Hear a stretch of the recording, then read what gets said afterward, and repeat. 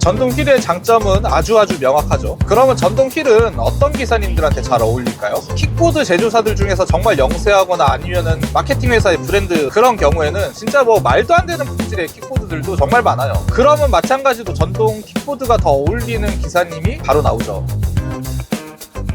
어느덧 3월 중순이 넘었네요. 이제 곧 3월 말이 될 거고 또 좀 있으면 4월 달이 되겠죠. 그리고 저는 한 살을 더 먹게 되겠죠. 굉장히 슬픈 현실인데, 아무튼 간에 이 얘기하려고 영상을 킨 건 아니고, 보통 요맘때 3월쯤 되면은 이제 입문하시는 기사님들도 많이 늘어나고, 이미 입문을 하신 기사님들, 그러니까 초보 기사님들 같은 경우에는 요 3월달을 기점으로 좀 무언가 변화를 깨하시는 기사님들이 좀 보이더라고요. 그 질문 같은 경우에도 3월달이 제일 활발하게 많이 올라오고, 근데 이제 그 중에 오늘 좀 다뤄봐야 되겠다 싶은 주제가 있어서 이제 영상을 켰습니다.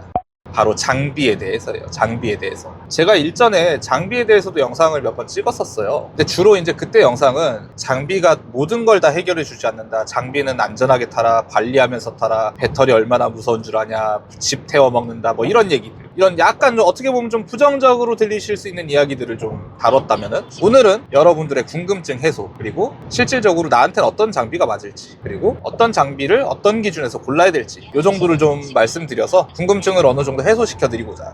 일단 장비의 종류부터 짚고 넘어가야 되겠죠. 보편적으로 장비라고 하면 전동 킥보드 그리고 전동 휠, 이 두 가지가 있을 거예요. 일각에서는 수동 킥보드를 타는 기사님에 대한 목격담, 뭐 브롬튼, 그러니까 접이식 자전거죠. 그런 접이식 자전거를 타는 기사님에 대한 목격담, 그리고 인라인 스케이트를 타는 기사님, 뭐 전동 보드를 타시는 기사님, 이런 수많은 희귀한 장비들에 대한 목격담들이 종종 올라오곤 하는데, 뭐 사실 이거는 비주류기도 하고, 저는 이렇게 생각을 해요. 그런 장비를 타시는 기사님들은 고인물들의 스킨놀이 같은 거랄까? 그런 느낌도 없지 않다고 생각을 하기 때문에, 일단 그런 좀 비주류 장비들은 논외로 치고, 그러니까 오늘 다뤄볼 장비들은 전동 휠, 전동 킥보드, 요 두 개만 다뤄보도록 하겠습니다. 일단은 전동 휠부터 좀 말씀을 드릴게요. 전동 휠의 장점은 아주 명확하죠. 동일 체급의 전동 킥보드 대비 부피가 작다. 이 점은 우리 같은 탁대리 기사들한테는 되게 중요한 점이죠. 왜냐하면 적재성하고 직결되니까요. 대신에 어디까지나 동일 체급 킥보드 대비 부피가 작은 거지, 마냥 부피가 작기만 한 건 아닙니다. 요즘 나오는 대형 서스 휠들 같은 경우에는 보기만 해도 막 등치가 막 이만한 친구들 많아요. 물론 이제 킥보드로서 그 정도 포지션을 담당하고 있는 애들은 사람이 도수운반을 하기 힘들 정도로 무겁지만은, 그래도 휠 같은 경우에는 그 정도까지는 안 갑니다. 그러니까 부피가 다소 작은 편이라 적재에 대해서는 좀 더 용이할 수 있다. 이 정도가 첫 번째 장점일 거고, 두 번째, 역시나 마찬가지로 동일 체급 킥보드 대비 무게가 가볍다. 이제 동일 체급 킥보드 대비 무게가 가벼운 편인 거지, 이것도 마찬가지로 무조건 무게가 가볍기만 한 건 아닙니다. 뭐 30kg가 훌쩍 넘어가는 대형 휠들도 있고, 대신에 앞서 말씀드렸지만 그 정도 포지션을 맡고 있는 킥보드들은 진짜 훨씬 더 무거워요. 2배 이상 무거워요. 이거는 뭐 사람이 들어서 옮길 수 있는 무게가 아닌 애들도 있고. 그러니까 요약하자면 다소 부피가 작은 편이고 다소 가벼운 게, 컴팩트한 게 휠의 좀 주요한 장점이 될 수 있겠죠.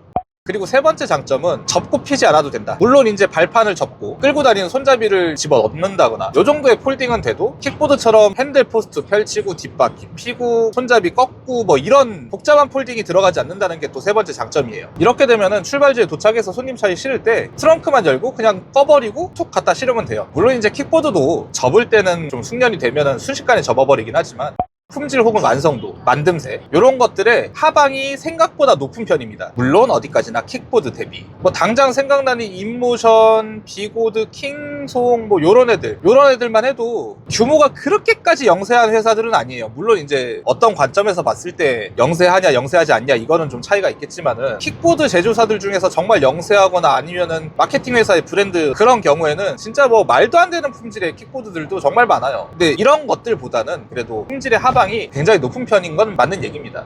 그럼 이제 장점만 있냐? 아니겠죠. 단점도 분명히 있습니다. 첫 번째, 여러분들 모두 다 유추 가능하시고 휠에 대해서 조금 들어보기라도 하신 분들은 다 알고 있는 단점, 약간의 진입장벽이 있습니다. 이게 전동 킥보드처럼 자전거 탈 줄 알고 팔다리 있고 앞에 보이고 하면은 5분 안에 타고 그냥 슉 슈퍼 갔다 오고 이럴 수 있는 난이도는 절대 아니에요. 이걸 어떻게 하냐? 시도를 해봤으니까 알겠죠.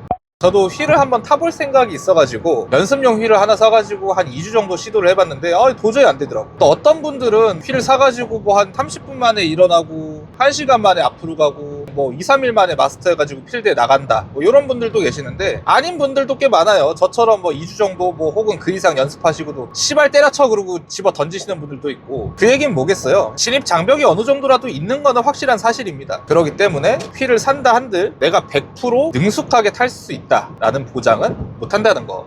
두 번째 단점, 주행 성능이 킥보드 대비 조금 떨어질 수 있어요. 이 얘기를 듣자마자 또 입에 거품을 물고 덤벼 드시는 휠 기사님들이 눈에 선한데 최고 속도나 제동력이 동일 체급의 킥보드 대비 어느 정도 떨어지는 건 사실이에요. 물론 이제 전동 휠들 중에는 80km, 90km까지 가속이 되는 휠들도 있는 건 알고 있는데 그렇게 따지면 전동 킥보드는 실제로 필드에서 타고 다니는 기사님들이 은근히 있는 모 브랜드의 FF라는 모델은 실제로 120km 이상 나가기도 합니다. 그리고 제동력도 전동 휠이 구조상 어쩔 수 없이 전동 킥보드보단 좀 떨어질 수밖에 없습니다. 제동을 하는 메커니즘이 달라요. 요거는 뭐 전동 휠 기사님들이 어떤 소리를 하셔도 어쩔 수가 없어요. 사실인걸.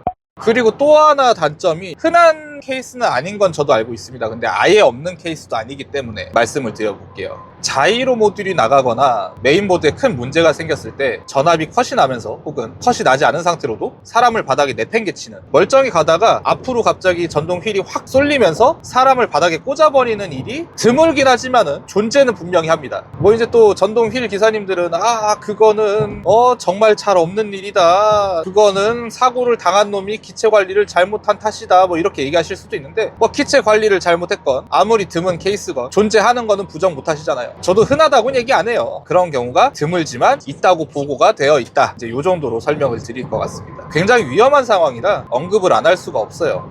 이제 단점으로는 이 정도가 있을 것 같고, 그러면 전동 휠은 어떤 기사님들한테 잘 어울릴까요? 비교적 근거리의 콜들을 연계 위주로 타시는 기사님들, 그리고 콜수가 많으신 기사님들한테 비교적 유리하겠죠. 요소들이 그래요. 요소들이 이런 사람들을 타라고 만들어 놓은 것 같은 모빌리티예요. 일단 크게 폴딩할 부분 없죠. 그리고 적재성이 좋죠. 그리고 먼 콜을, 진짜 장거리 콜을 막 빠른 시간 안에 가서 따먹기에는 주행 성능이 조금 부족하고, 그러니까 연계 위주의 시내 운행 위주의 3에서 5km 정도 되는 거리 내의 콜들을 주로 연계를 해가시면서 이어가시는 기사님들한테는 좋은 선택지가 될 것 같아요.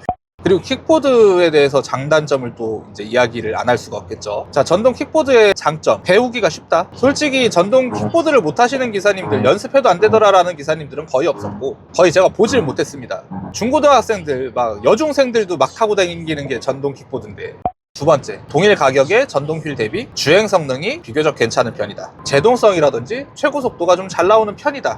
그리고 달리다가 단독사고 같은 경우에는 아무래도 바퀴 두 개로 데크를 타고 가는 형태이기 때문에 전동 휠보다는 조금 더 덜 다칠 수도 있다, 이 정도가 되겠네요.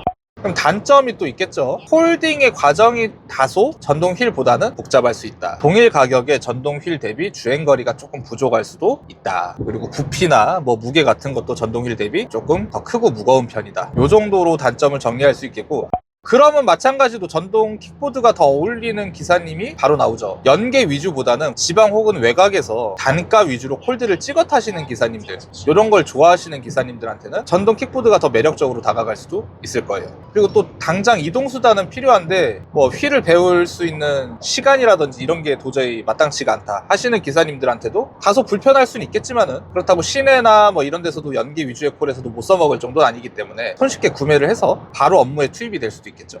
제 영상으로 하여금 본인이 전동 휠이 맞을지 전동 킥보드가 맞을지 도움이 되셨다면 더할 나위 없겠습니다. 영상 봐주셔서 감사하고, 장비를 타신다면 항상 사고 없이 안전하게 라이딩 하셔갖고 돈 많이 버시길 바라겠습니다.